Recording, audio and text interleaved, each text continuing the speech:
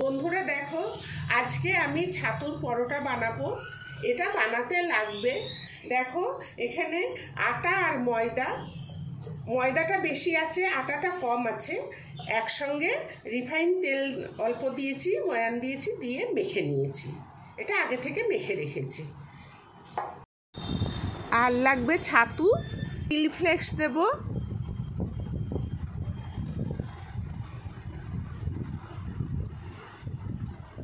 গরম মশলা, চাট মশলা,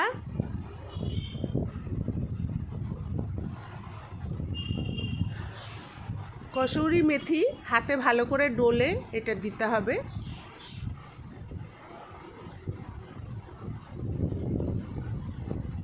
আন্দাজ মতো নুন আর অল্প রিফাইন তেল।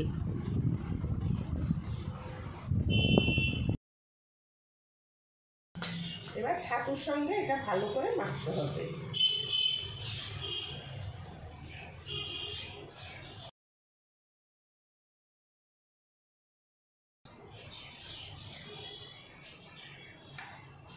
এখানে যে ময়দা আর আটাটা মেখেছি, এটাকে আমি এখন লেচি কাটবো।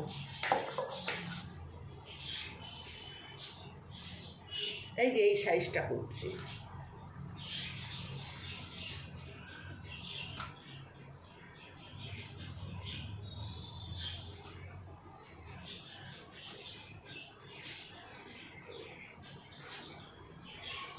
এবার এরকম করবো, লেচি করে। এবার এই লেচিটাকে এরকম বাটির মতন করব।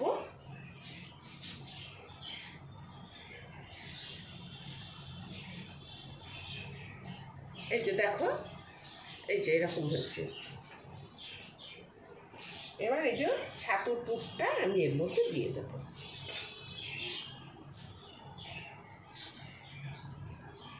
দিয়ে এইভাবে বন্ধ করে দেবো।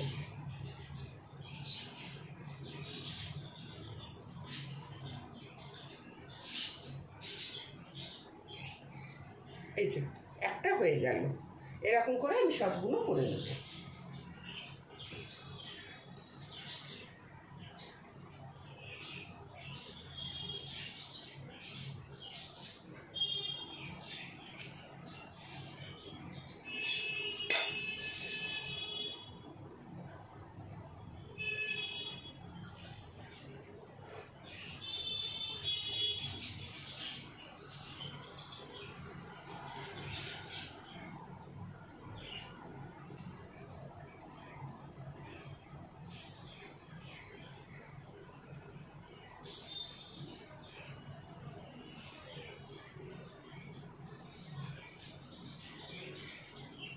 দেখো আমার সব লেচিগুলো হয়ে গেছে।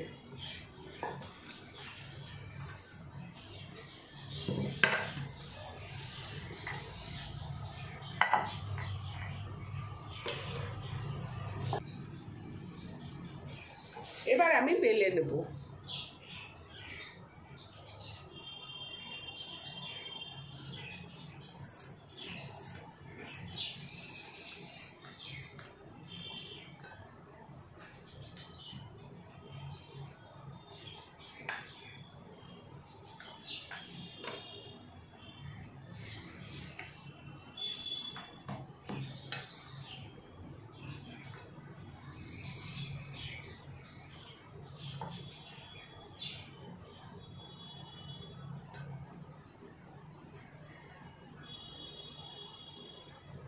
দেখো আমার একটা বেলা হয়ে গেল।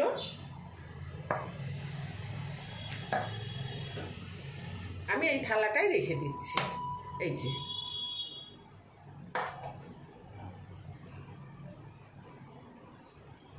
আমি আর একটাও বেলে নিচ্ছি।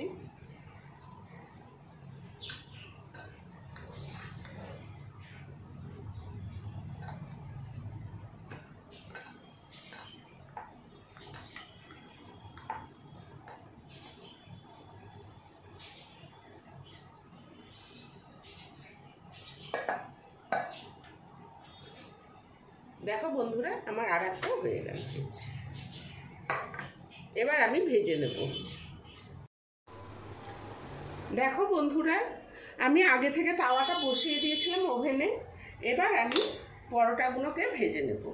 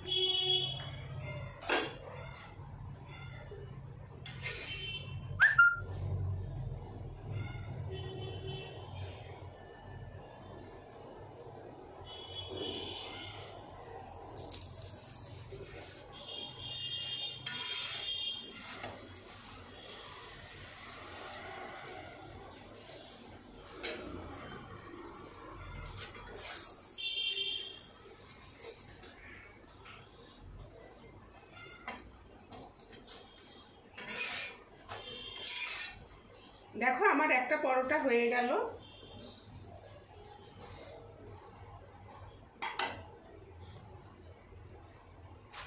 আর একটা পরোটা আমি দিয়ে দিই।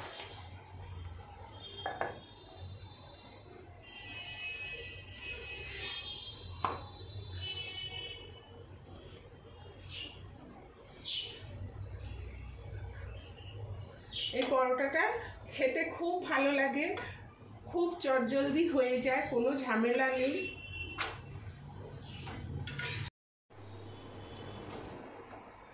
বন্ধুরা দেখো আমার সব পরোটাগুলো হয়ে গেল।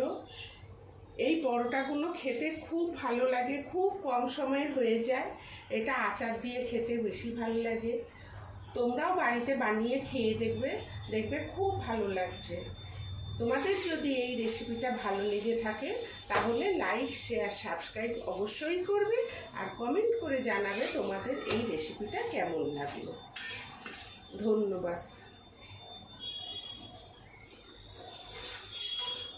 দেখো আমার সব পরোটাগুলো রেডি।